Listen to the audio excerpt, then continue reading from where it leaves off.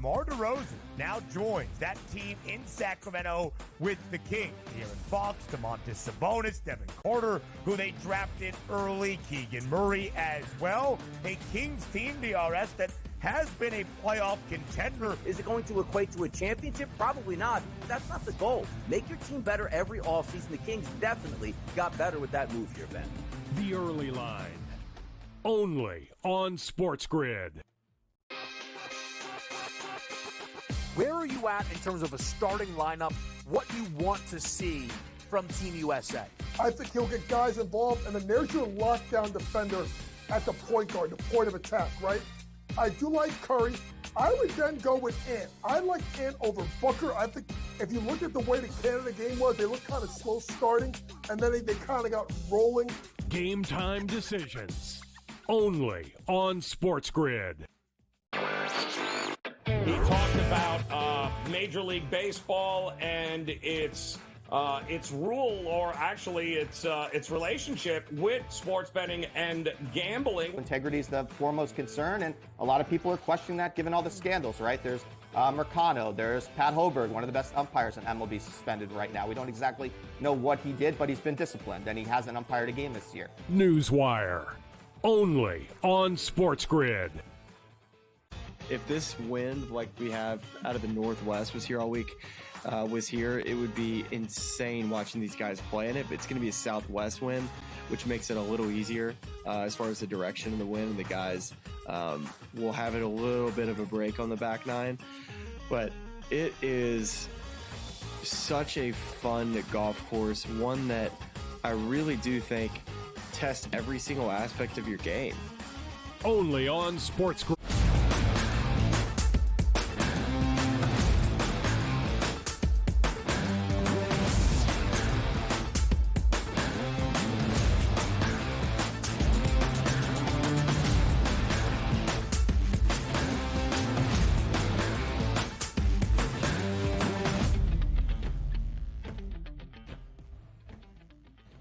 Welcome to hour number 2, live right here on the Early Line on SportsGrid, all across that SportsGrid network. I am Ben Stevens. Donnie right side, of course, is here as well. And joining us now ahead of day number 2 of Big Ten Media Days, it is Rhett Lewis, the host of Believe in Big Ten, a former Indiana wide receiver, here to handicap and break down the Big Ten Conference in the expanded and realigned league as we get ready for the 2024 college football season. Rhett, we appreciate the time. Thank you for joining us bright and early on this Wednesday morning on the Early Line.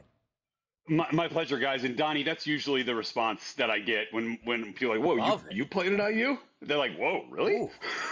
No, the wide receiver, we got two. The wide receiver. We got two former college wide receivers and a backup high school quarterback breaking down some Big Ten ball live right here on a Wednesday morning. So, Rhett, of course, one of the storylines entering this season in 2024 across college football is expansion from a conference perspective from the college football playoff in all of the realignment we have in store. In the Big Ten, it's the 4 West Coast newcomers: Oregon, UCLA, USC, and Washington. Rhett, when you look at these 4 new member institutions in the Big Ten, whether it's stylistically on the field, whether it's just the new additions of programs, how do you think these 4 schools reshape the landscape in the Big Ten? Yeah, I mean, I think it expands the footprint, obviously. I mean, it is a coast-to-coast conference. But, you know, I have heard from some schools that it has allowed some schools that weren't already, let's say, out west with a recruiting footprint, that it has allowed them to open themselves up to kids they may not normally have been trying to go after on the recruiting front. So there's that piece of it. And then there's the gameplay piece of it. I asked Greg Schiano, head coach at Rutgers, that very question yesterday while he was here at Big Ten Media Days, and he thinks that the stylistic part with, you know, a gritty physical offensive line or, you know, defensive line type of game in the trenches is a little bit overrated when it comes to those 4 teams trying to, integrate themselves into Big Ten play. So, we'll see what that's all about. But I think these teams are going to bring a ton of electricity. I mean, Oregon could very well win the dang conference this year. I mean, that's how good that roster is. And when they play Ohio State this year in the regular season, we might be talking about a Big Ten championship game preview. Yeah, the footprint is massive now. And also, you're taking a look at some really historic programs. You get Oregon, UCLA, USC, and Washington into the equation. Talk to me about this, too, because so many times in the past, I know it's changed now, and the offenses are much, much different than what we used to see in the Big Ten. But is there any sort of like mesh point where it's like, okay, the Big Ten is here, the Pac-12 is coming over, and talk about some of these schools coming into the Big Ten, and will that play continue, or will they adapt to more of a Big Ten style, per se? Yeah, I think they're going to do what fits their personnel, and I think that's what the best offensive coordinators in college football and in football in general do. Is like, go look, we've got foundational principles, right? We are always going to be a team that that's going to try to win short yardage situations. We want to be explosive. We want to push the ball down the field. But look, we're going to accommodate the skill sets of the guys that we have on our roster. I'll give you an example. I was with Dylan Gabriel down at the Manning Passing Academy, who's the best quarterback in the conference in Oregon's first year in the conference right now, and his first year at Oregon. And he was talking about how Bo Nix's production was very, appealing to him. And, obviously a veteran team, a really talented team was appealing to him to go to Oregon from OU. But he thinks that they're going to incorporate a little bit more of their offense to allow for his ability to read defenses and work through progressions. And so I think maybe we see a little bit less of the get the ball out of your hands, super quick Oregon type offense that we saw, the last 2 years with Bo Nix. So I think there are some adjustments, but I think that's more to personnel and more to, the guys that are on this roster.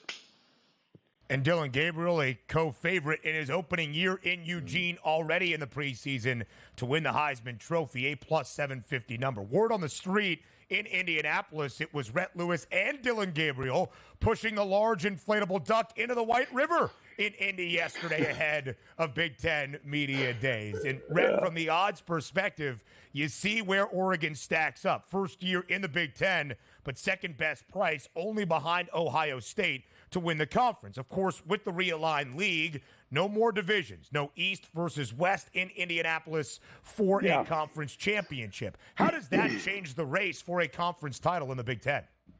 Well, I think it opens it up, right? I think all those, I think it opens it up for, teams outside of the Penn State, Ohio State, Michigan, old Big Ten East to, really make some, especially, out there in the West too, where you had kind of a jumble of teams a lot of times at 9 and 10 wins.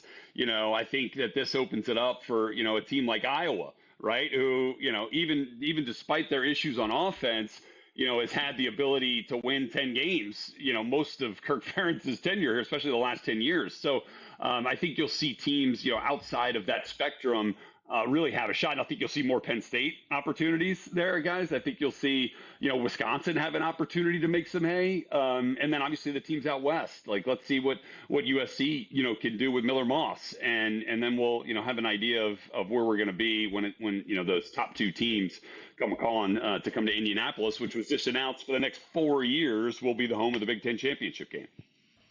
By the way, Rhett, if we are looking at, I do love that. If we're looking at the top of the standings here, Ohio State, nothing worse than an Ohio State fan watching Michigan beat them and then go on to a national championship. So it's very rare to say, okay, it's been a while since Michigan has won a championship. Ohio State coming into the season, more mounting pressure on that franchise, as I like to call it here, because they're usually guys on the top of the mountain here. Now looking up at Michigan, knowing Michigan has a ring from last year. Yeah, and I think they are embracing those expectations. I mean, Ryan Day stood up at the podium yesterday and was like, look, I know we got to win them all. And I mean, he is very aware of the mounting, pressure from outside. I do think he does a great job at not letting that affect him. Now, you could say that it did affect him, in the transfer portal because he went nuts, right, getting some of the best players out there. Caleb Downs, Quinshon Judkins. I mean, like, they went crazy. And then they did a better job, in my opinion, than anybody in the country in keeping their best players in Columbus. And it's not like they were trying to leave to go to another collegiate program. He kept them from going to the draft. Burks at corner, Travion Henderson at running back, Emeka Buka at wide receiver. Talking about guys, who would have been first round, second round picks there. They've got the best backfield situation in America right now with Judkins and Travion Henderson. And I think Will Howard, guys, is going to be elevated in a huge way. I talked to him just a couple of weeks ago, and he was absolutely thrilled with the coaching that he is getting at Ohio State And he didn't want to necessarily say, wasn't that at Kansas State, but you could read between the lines there. I mean, like I think his ceiling is really big with this talented skill set and with a really talented coaching staff around him to get the most out of him.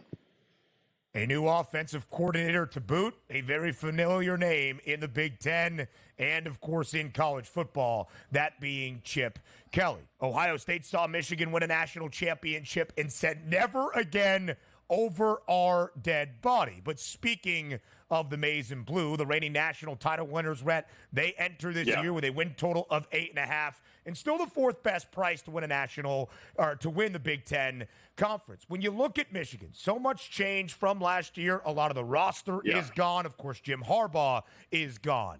But in the final minute of this segment, what does Michigan do for an encore as the reigning national title winners? Well, I think they probably, find a way to run it 38 straight times in the second half at some point. I mean, like that is still the formula. Sharon Moore is still, after, growing up with Jim Harbaugh at Michigan and now leading that program. I mean, that's going to be, I certainly think, his style as well.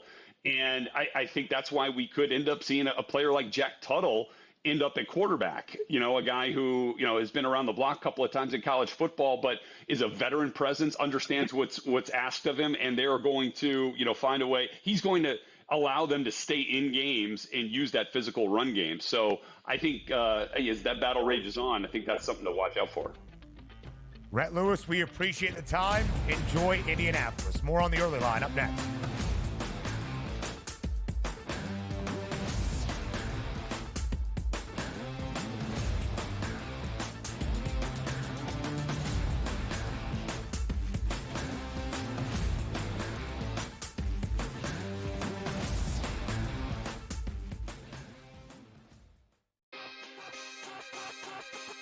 Where are you at in terms of a starting lineup, what you want to see from Team USA?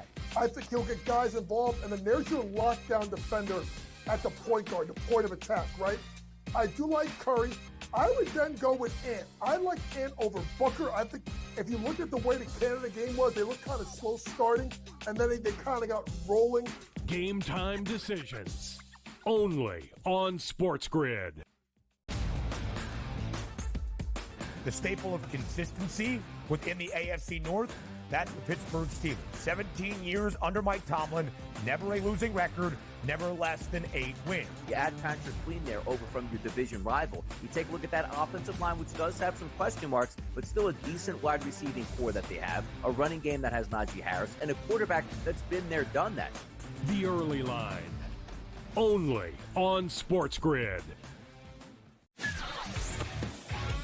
Next up is Tampa, who was very impressive last year with Baker Mayfield, Evans. They hooked up a ton, and they've already shown what they can do, but they're picking this team, the Falcons, over them. Explain that to me. Baker Mayfield's back.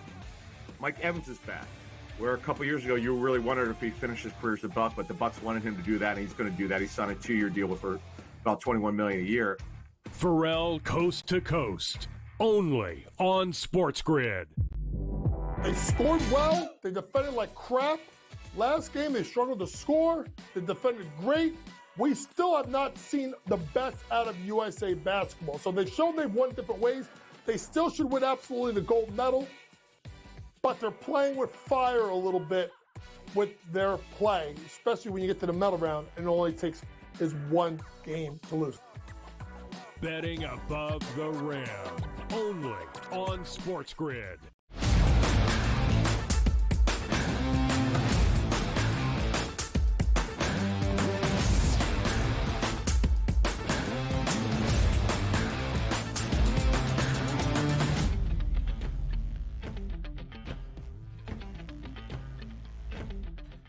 Welcome back to everybody here on this Wednesday on the early line. But really that was centered on the idea that the National Football League is back. Welcome back to everybody headed to training camp today. By the end of this afternoon, all 32 NFL clubs will have reported for training camp. Plenty to dive into here as we get you set for a new National Football League season, with the offseason coming to a close. DRS, we talked about the big storylines entering camp.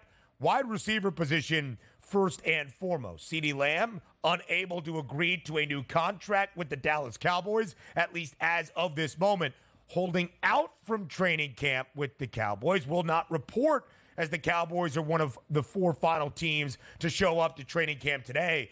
Brandon Ayuk, though, despite not getting a new deal and offering in an official trade request to San Francisco last week, should be there for the 49ers.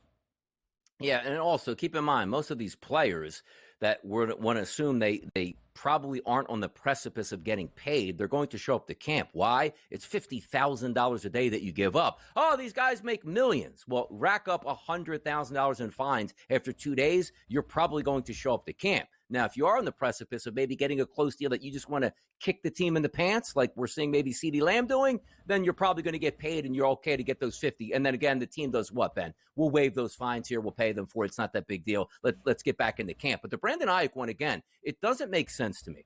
Let me just use this as like the Carolina Panthers. They traded Brian Burns in the offseason. Why? Because they were going to pay Brian Burns. Because if they paid Brian Burns, they go, I'm going to pay you $100 million, let's just say, guaranteed money. We're going to stink anyway. Like, that's not a good return on your investment. But if you are a team that's looking to make a deep playoff push or believe you can win a Super Bowl, why are you messing with these players? Like, if the Cowboys think they can win without CeeDee Lamb, you're crazy about that. The same thing with Brandon Ayuk. He's a wonderful wide receiver and fits perfectly in that offense. Why are you not taking care of him? And also, it's what the player perception, what they perceive is too. Like, look at the 49ers. This offseason, they go, okay, hey, Christian McCaffrey, here's all the money you want here. Debo a year ago, Brandon Ayuk. Yeah, I don't really know if you're worth all that much at this point. That gets those guys, they see what actually goes on here. That's what gets them upset. If nobody was getting paid, like, hey, I just don't like this franchise and it's just the way they do business. But when you see your buddies getting paid and you're not getting paid, that sends you into the stratosphere. It's like, what do I have to do in order to get paid? Maybe just be a malcontent? And that never works out. Yeah, it's a really good point, Donnie. And you have that expectation in both Dallas and San Francisco. The 49ers a co-favorite to win Super Bowl 59 with a team that has beat them in the big game in February. The Chiefs, 2 of the last 5 years. Dallas is always judged by Lombardi trophies or at least finally reaching the NFC title game. Not willing to invest in their best playmaker by a country mile.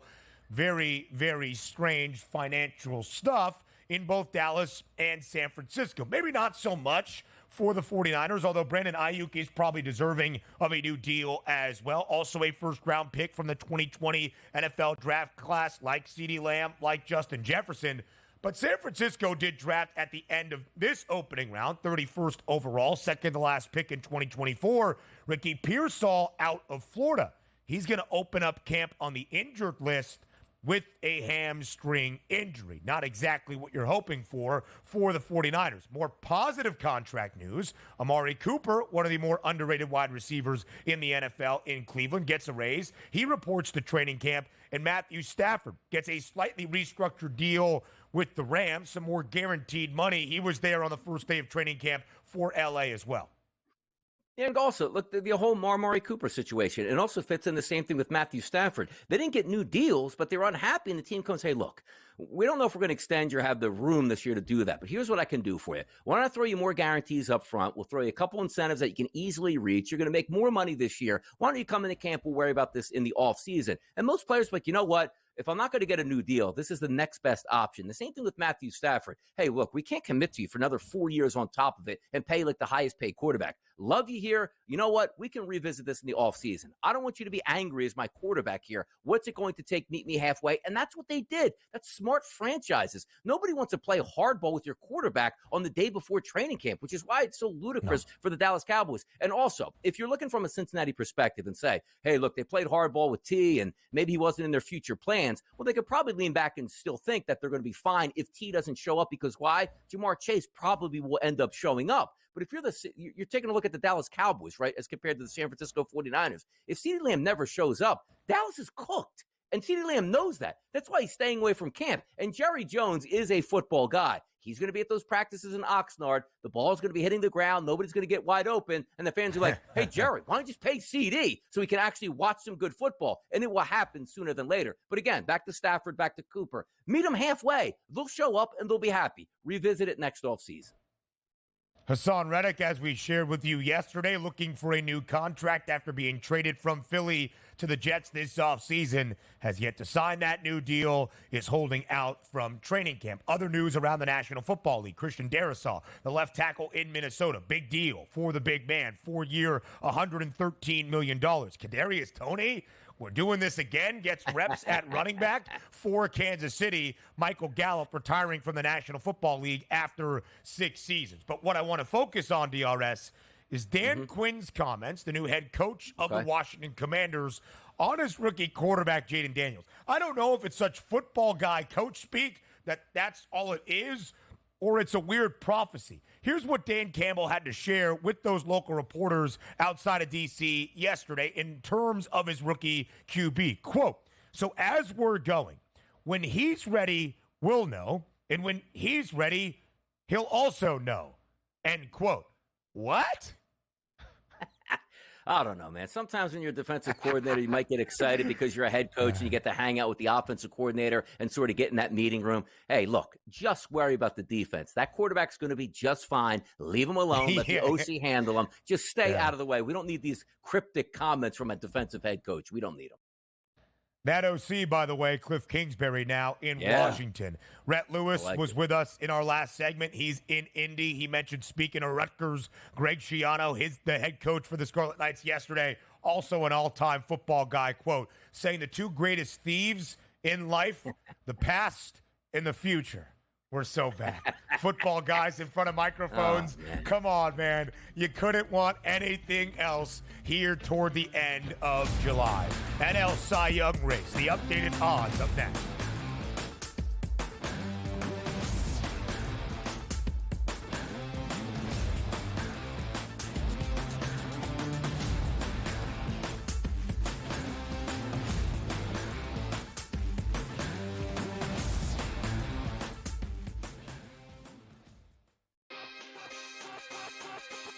Where are you at in terms of a starting lineup, what you want to see from Team USA? I think he'll get guys involved, and then there's your lockdown defender at the point guard, the point of attack, right? I do like Curry. I would then go with Ant. I like Ant over Booker. I think if you look at the way the Canada game was, they looked kind of slow starting, and then they kind of got rolling. Game time decisions, only on SportsGrid. The staple of consistency within the AFC North, that's the Pittsburgh Steelers. 17 years under Mike Tomlin, never a losing record, never less than 8 wins. You add Patrick Queen there over from your division rival. You take a look at that offensive line, which does have some question marks, but still a decent wide receiving core that they have, a running game that has Najee Harris, and a quarterback that's been there, done that. The early line, only on SportsGrid. Next up is Tampa, who was very impressive last year with Baker Mayfield, Evans. They hooked up a ton, and they've already shown what they can do, but they're picking this team, the Falcons, over them. Explain that to me. Baker Mayfield's back. Mike Evans is back. Where a couple years ago, you really wondered if he finished his career as a Buck, but the Bucks wanted him to do that, and he's going to do that. He signed a 2-year deal for about $21 million a year. Pharrell Coast to Coast, only on SportsGrid. They scored well. They defended like crap. Last game, they struggled to score. They defended great. We still have not seen the best out of USA basketball. So they've shown they've won different ways. They still should win absolutely the gold medal. But they're playing with fire a little bit with their play, especially when you get to the medal round and it only takes is one game to lose. Betting above the rim, only on SportsGrid.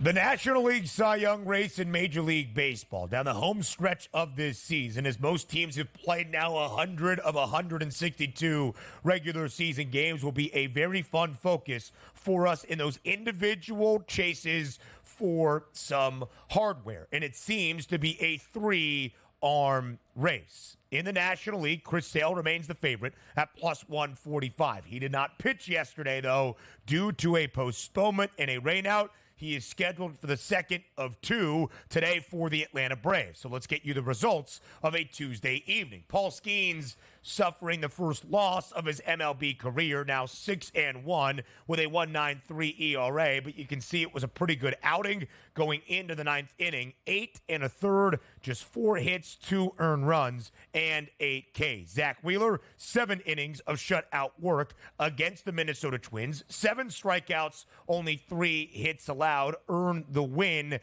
or Philadelphia got the win yesterday against the Minnesota Twins. Again, Chris Sale did not pitch. It was a day where we were going to focus on those 3 guys in the hunt for the NL Cy Young. 2 of the 3 did pitch. Chris Sale did not because of the rainout in Atlanta.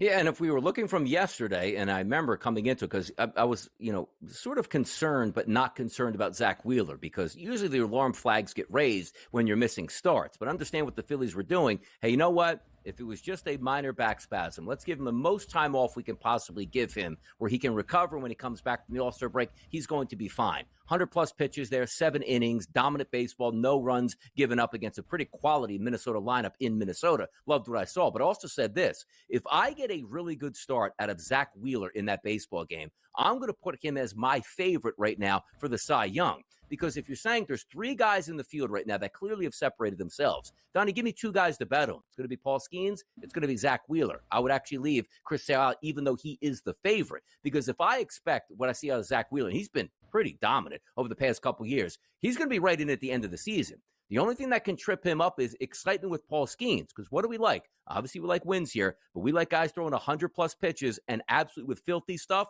and racking up strikeouts, which is what Paul Skeens is going to do. But also, as I talked about early in the show, it feels like it's unfair. I just wish Paul Skeens pitched from opening day, because I honestly believe that Skeens, if he was on this same trajectory, would be the leader by quite some margin right now at the FanDuel Sportsbook as the favorite to win it. Yeah. But he's sort of playing behind the 8 ball, where I do believe that he has the opportunity. Let's equate this to the WNBA, Ben. Angel Reese. What would have happened if Angel Reese continued her double-double streak right through to the final game and really ran that record up the flagpole? We honestly would have an interesting conversation. But the minute she lost that double-double mantle, she dropped like a rock in the standings. Now it looks like Caitlin Clark is going to win it. The reason I bring that up is if Paul Skeens continues unbelievable starts throughout August and September, he's going to be right there and a rightful chance to win that Cy Young. But if he goes 2 or 3 starts that are average, I don't think he can win it, Ben. It's unfair, but it's just the way it is. Right, you're correct in the idea. The notable record for Angel Reese came to a close. The final few games of extending that consecutive streak to 15, maybe poke some holes in how legitimate all of those double-doubles were. But it was also because of Caitlin Clark's history and those record performances as well. The reason I go back to the WNBA Rookie of the Year race is because if we see Chris Sale continue to pitch gems, and he leads all of MLB with 13 wins this year, or Zach Wheeler turns it on down the home stretch for the best team in baseball, the Philadelphia Phillies, like he did yesterday, 7 innings of shutout work, only allowing 3 base knocks, then those guys, based on their own stellar individual performances, can start to see their odds shift even more. Because of the movement on Paul Skeens yesterday, $2 off the price, plus 550 to plus 350, we see a little bit of that market maneuvering, but it's really still just a 3-guy race. Chris Sale plus 145, Zach Wheeler plus 180, and Skeens at plus 350. A large drop-off to Logan Webb and Tyler Glass now at a 35-1 number.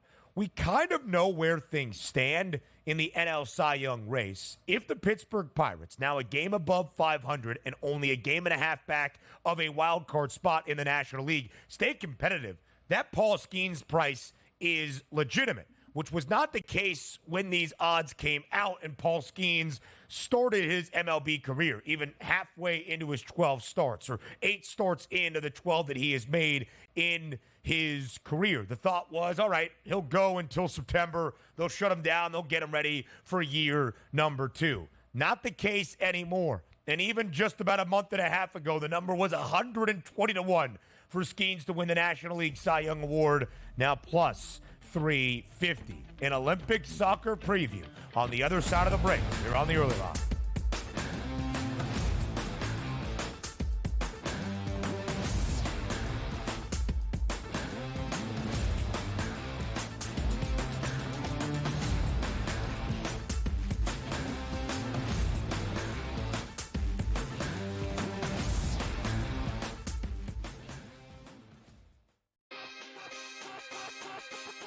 where are you at in terms of a starting lineup, what you want to see from Team USA? I think he'll get guys involved, and then there's your lockdown defender at the point guard, the point of attack, right? I do like Curry. I would then go with Ant. I like Ant over Booker. I think if you look at the way the Canada game was, they looked kind of slow starting, and then they kind of got rolling. Game time decisions, only on SportsGrid. The staple of consistency within the AFC North, that's the Pittsburgh Steelers. 17 years under Mike Tomlin, never a losing record, never less than 8 wins. You add Patrick Queen there over from your division rival. You take a look at that offensive line, which does have some question marks, but still a decent wide receiving core that they have, a running game that has Najee Harris, and a quarterback that's been there, done that. The Early Line, only on SportsGrid. Next up is Tampa, who was very impressive last year with Baker Mayfield, Evans. They hooked up a ton, and they've already shown what they can do, but they're picking this team, the Falcons, over them. Explain that to me. Baker Mayfield's back. Mike Evans is back. Where a couple years ago, you really wondered if he finished his career as a Buck, but the Bucks wanted him to do that, and he's going to do that. He signed a 2-year deal for about $21 million a year. Pharrell Coast to Coast, only on SportsGrid. They scored well. They defended like crap. Last game, they struggled to score. They defended great. We still have not seen the best out of USA basketball. So they've shown they've won different ways. They still should win absolutely the gold medal.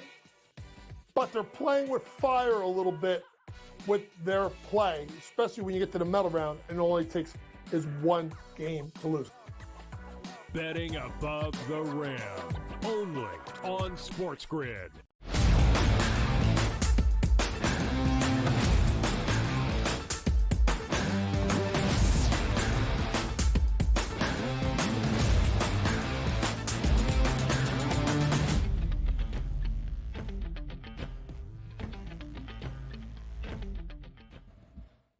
Live right here on this Wednesday on the Early Line, and Olympic action is now officially underway. The first matches at the 2024 Summer Olympics have begun as men's soccer is on the pitch over in France. So to get you set for not only what we are going to see as all 16 nations that are involved in men's Olympic soccer play their opening match today, but the entirety of the Summer Olympics in Paris, Kyle Bonn of the Sporting News joins us here live on this Wednesday morning. Kyle, we appreciate the time. Thank you for being here on this Wednesday on the Early Line. Of course. Love it. I mean, this sport never ends. You get done with club season, Copa America and Euros. You get done with Copa America and Euros, right on to the Olympics. Let's go.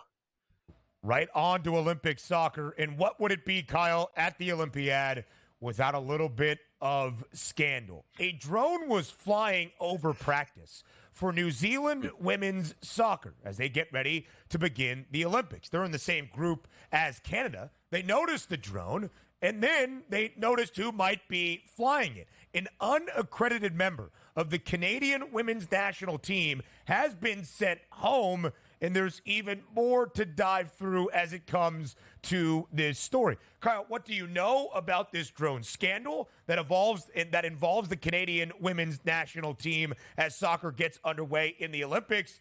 And what is the discipline going to be? Yeah, well, the second part we don't quite know yet because we haven't really heard from the Olympic Committee yet. But New Zealand has filed an official complaint against Canada. Yesterday, they noticed a drone was flying over practice.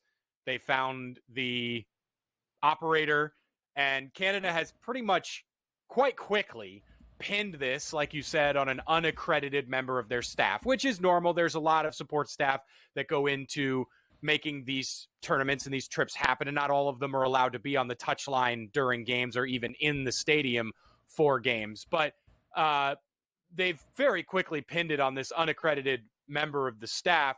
They sent this member of the staff home and the accredited coach that he reported to as well. So they're sort of making this seem like an isolated incident, but they also did admit that this happened a second time a few days ago. So there was a second drone incident that hadn't gone public yet.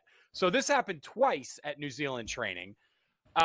It's not great. And head coach Bev Priestman will not coach the first game against New Zealand because of this.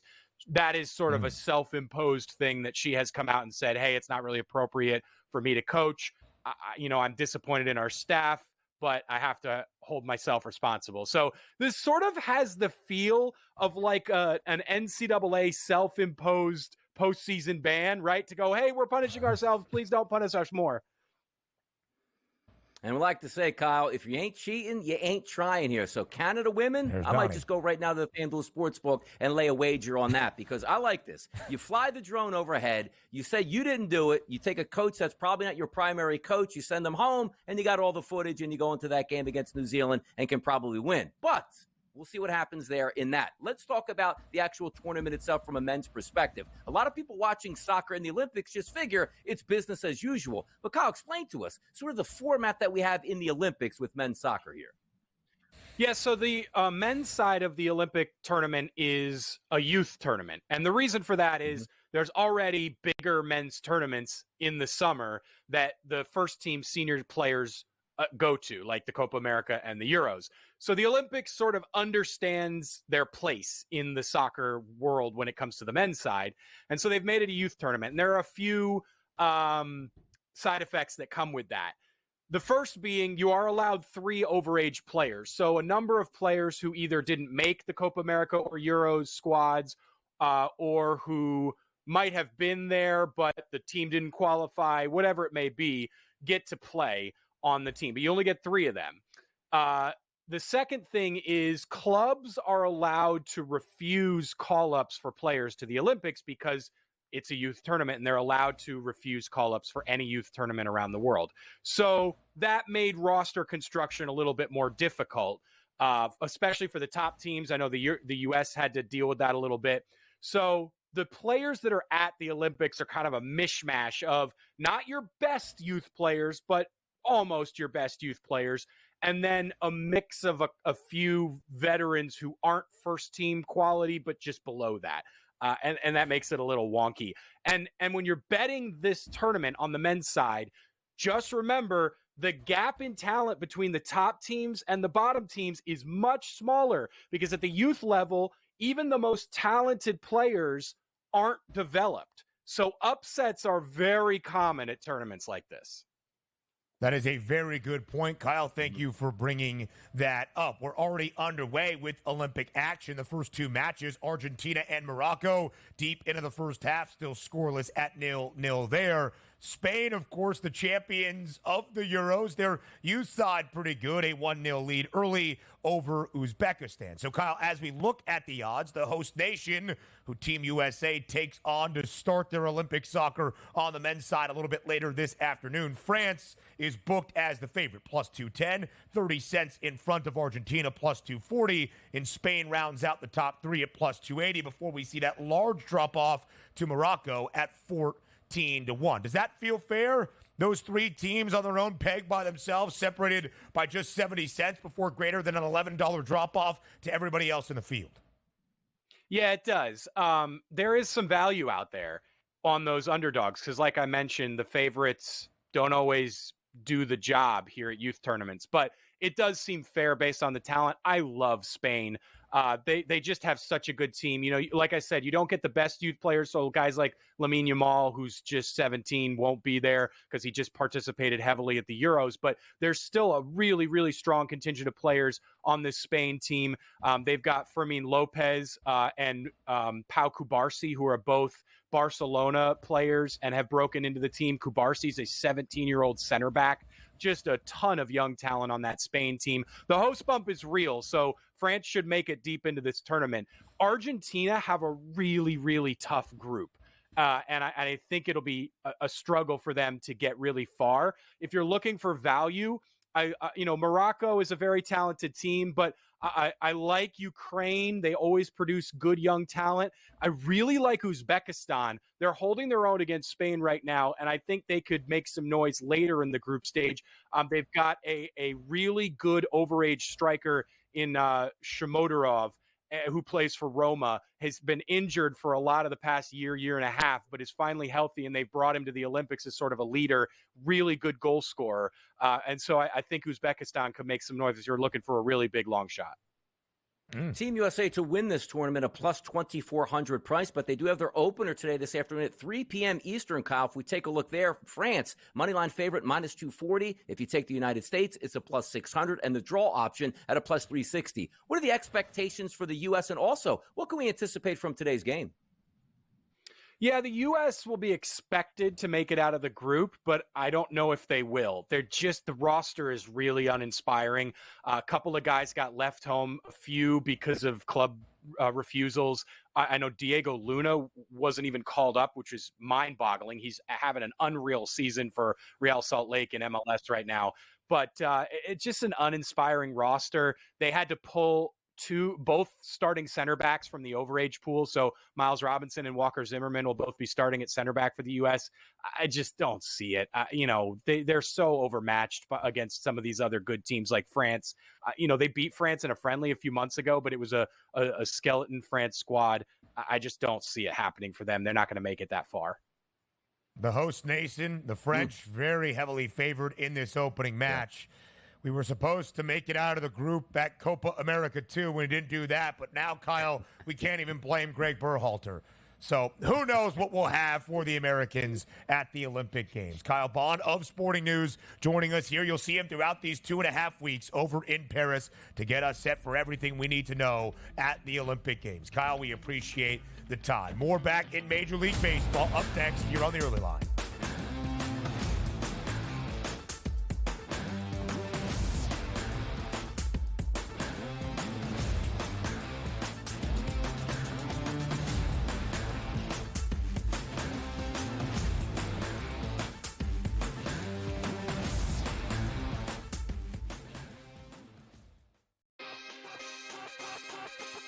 Where are you at in terms of a starting lineup, what you want to see from Team USA? I think he'll get guys involved, and then there's your lockdown defender at the point guard, the point of attack, right? I do like Curry. I would then go with Ant. I like Ant over Booker. I think if you look at the way the Canada game was, they looked kind of slow starting, and then they kind of got rolling. Game time decisions, only on SportsGrid. The staple of consistency within the AFC North, that's the Pittsburgh Steelers. 17 years under Mike Tomlin, never a losing record, never less than 8 wins. You add Patrick Queen there over from your division rival. You take a look at that offensive line, which does have some question marks, but still a decent wide receiving core that they have, a running game that has Najee Harris, and a quarterback that's been there, done that. The Early Line, only on SportsGrid. Next up is Tampa, who was very impressive last year with Baker Mayfield, Evans. They hooked up a ton, and they've already shown what they can do, but they're picking this team, the Falcons, over them. Explain that to me. Baker Mayfield's back. Mike Evans is back. Where a couple years ago, you really wondered if he finished his career as a Buck, but the Bucks wanted him to do that, and he's going to do that. He signed a 2-year deal for about $21 million a year. Pharrell Coast to Coast, only on SportsGrid. They scored well. They defended like crap. Last game, they struggled to score. They defended great. We still have not seen the best out of USA basketball. So they've shown they've won different ways. They still should win absolutely the gold medal. But they're playing with fire a little bit with their play, especially when you get to the medal round and it only takes is one game to lose. Betting above the rim, only on SportsGrid.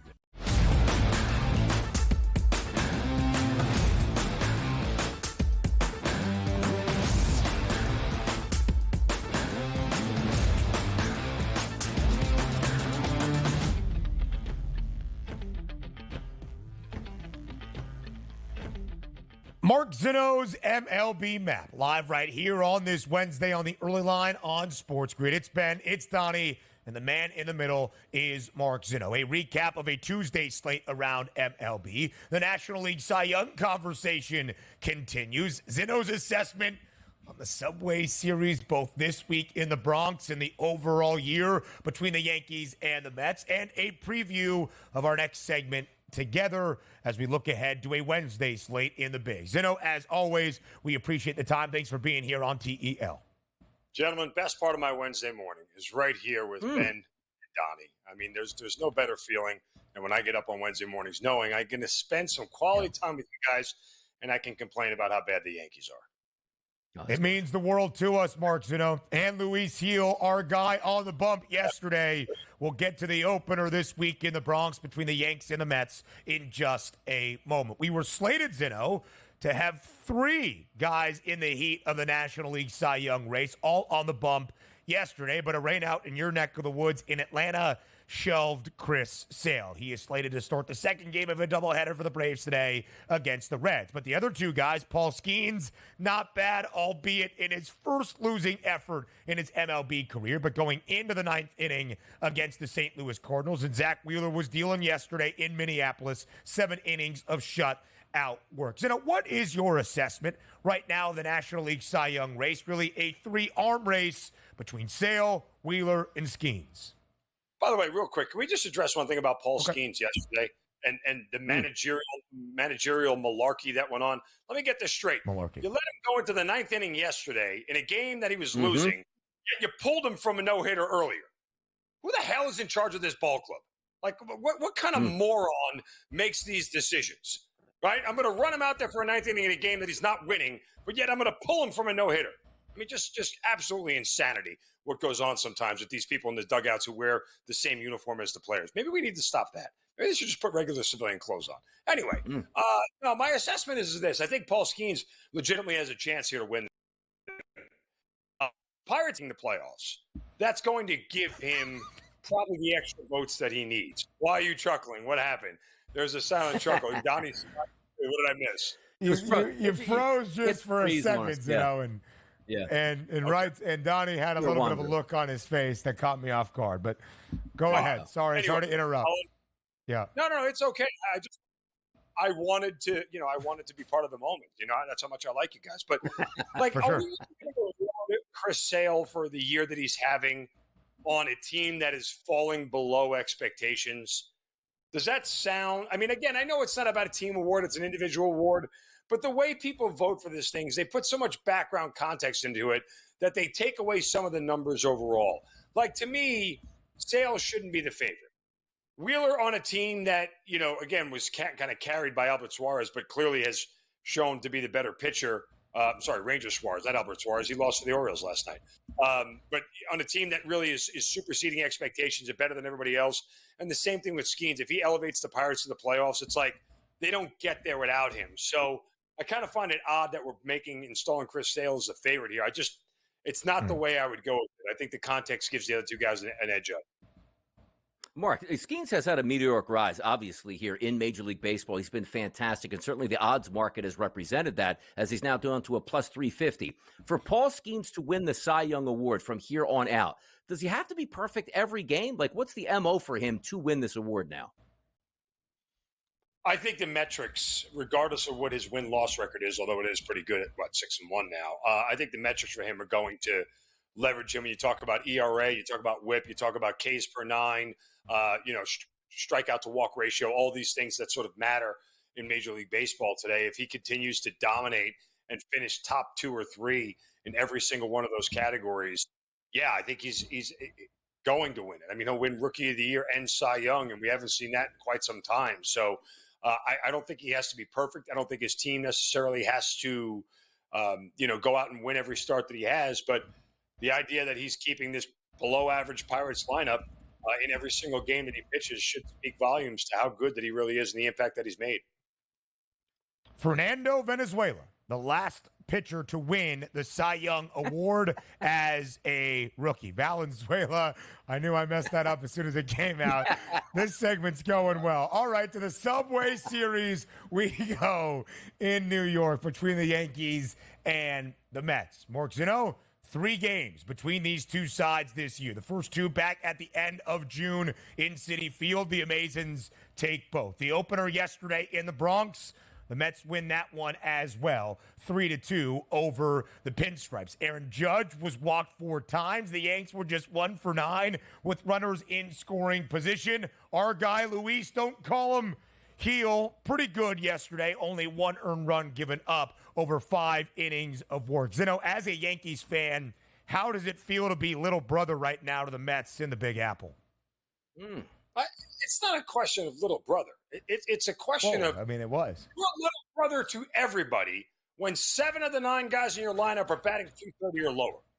Like, it's embarrassing. This team is so poorly constructed. Again, I say it to everybody. Ben Rice was your cleanup hitter, not Jim Rice, Ben Rice. So that ought to tell you all you need to know. Look at the cavalcade of names. J.D. Davis batting 216, your cleanup. Like, what? Our leadoff hitter is batting 230. I mean, DJ LeMahieu still has a spot in the lineup. Why? Because they give him a jersey. Like, that's really what this boils down to. They did the exact right thing. Walk Aaron Judge 4 times. Kind of gutsy that they pitched to him the 5th time, and he struck out looking. But the point is, if you pitch around Soto and Judge, the other guys will help you win a baseball game. Not help the Yankees win the baseball game. They'll help their opponent win a baseball game because they can't hit. I mean, that's just – this is a bad constructed team. It's a poorly constructed lineup. All Aaron Boone can do is fill out names that are there. And the only ones that are there that are worthwhile filling are Judge and Soto. You may as well get Stevens, right side, and Zeno in the rest of the lineup because those 3 guys can at the 230. Listen, I'm not bad at the dish, better in the field, though. I can track balls down if you need out in the outfield. Not great in terms of what I can do with – okay, I'm just going to stop talking. Here's the record for we'll talk about it in our next segment, Up Together. This is fun, right? We're hanging out on a Wednesday. It's it's right side. It's Steve. We'll see you in just a minute.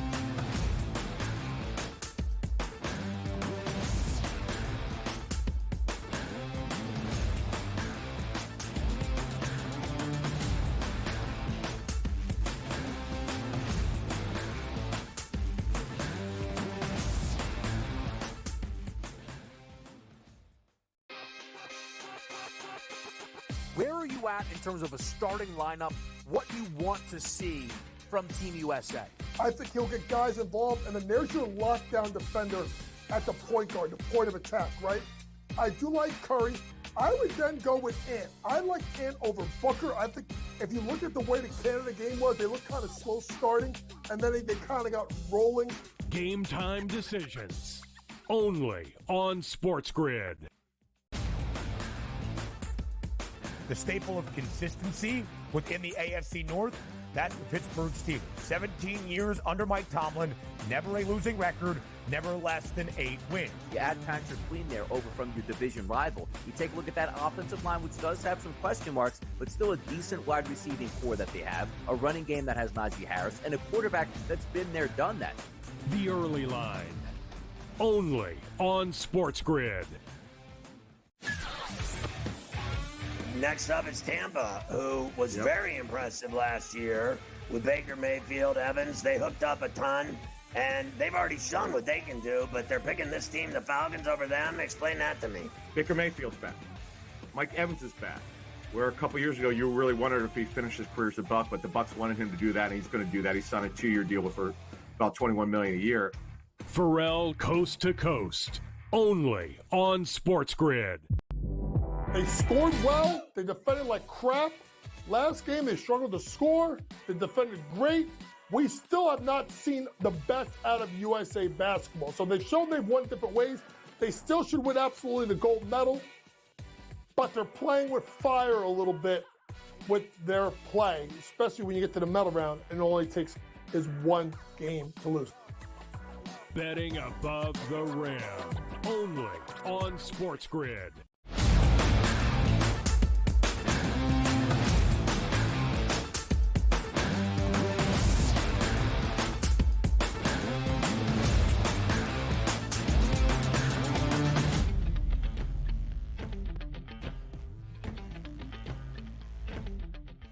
The MLB map, and now it's time to win with Zinn, live right here on this Wednesday on the early line on SportsGrid. We've got some day baseball on this Wednesday slate around MLB, as now we no longer recap, but preview what we can anticipate on this Wednesday in the bigs. Inside the friendly confines of Wrigley Field, we go first. The Cubs and the Brewers. Milwaukee victorious yesterday, 1-0 shutout over Chicago. But the Cubbies with Justin Steele on the bump, Zeno, the favorites today at minus 142. Total of just 7.5 at Wrigley Field. Probably an indication of where that wind is blowing. What do you like today in Wrigley?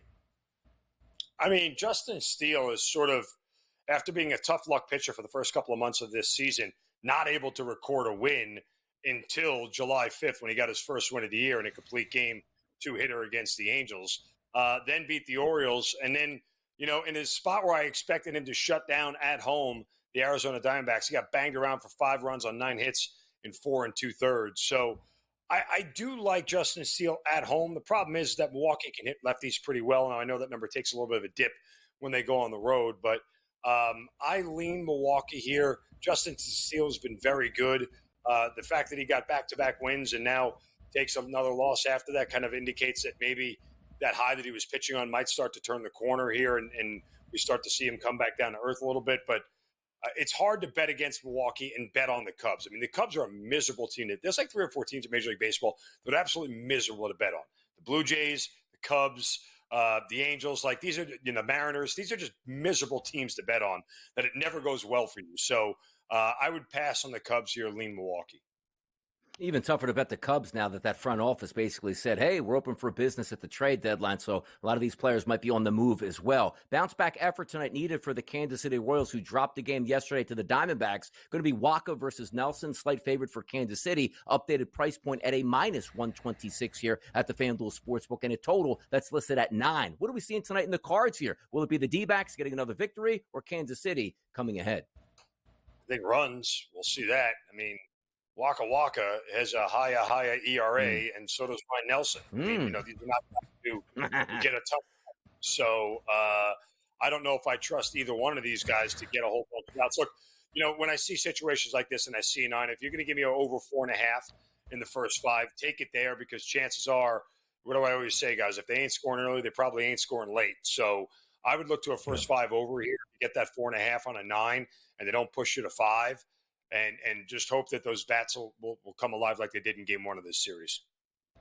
The Guardians at home today, snapping a 3-game skid yesterday where they closed 5-4 win over Detroit. J-Ram, Jose Ramirez, big for Cleveland yesterday. The Guardians trying to hold on to that top spot in the American League Central, not only snapping a 3-game skid yesterday, but dropping 8 of their last 11. A home favorite today at minus 144 against Detroit. The over-under is 7 in the land. How do you break down this American League Central matchup between the Tigers and the Guardians?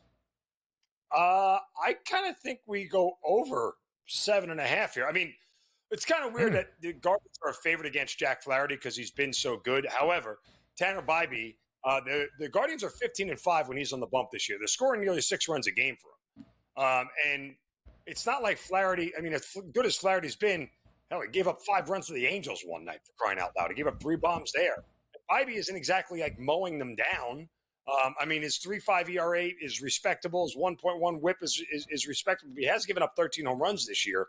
So that feels like a low number to me, given these two teams. And you know, I couldn't go under here. I think that there's going to be enough runs scored here by either Cleveland or Detroit here to push this thing over. The first time that Bybee faced Detroit, he gave up 4 runs in 4 innings on 5 hits. I mean, it's not like they don't have a track record against him. Last time against Detroit, he gave up 4 runs in 7 innings. So Detroit can really score off of him. I think the over is the play, guys. The Tigers still playing good baseball, 12-17 over their last 19 games, but Cleveland etching out the victory yesterday, 5-4. Zeno, quickly here, 40 seconds left in this segment. Garrett Cole on the bump tonight in the Bronx as the Yankees try to avoid the season sweep against the Mets. Will it happen? I'm playing first 5 under because Garrett Cole should get the Mets out. And Sean Maneo, who looks like a life-size Cabbage Patch doll of a girl, should get the Mets out because the Yankees can't hit lefties, period. Cabbage Patch is big in the 80s and 90s. Yeah. That's a breakdown right there, Mark Zinno. As always, we appreciate the time. What is happening? Take us to break. We'll get it back on the reels. Hour 3 comes your way next.